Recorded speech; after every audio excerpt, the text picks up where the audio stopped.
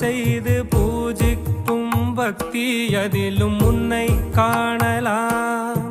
பசி என்று தன் முன் வந்து கையேந்தி கேட்கும் போது தன் உணவை தந்தால் கூட உன்னை காணலாம்.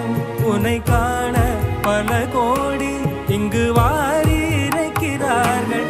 எளிதாக உன்னை சேர இங்கு யாரு நினைக்கிறார்கள்?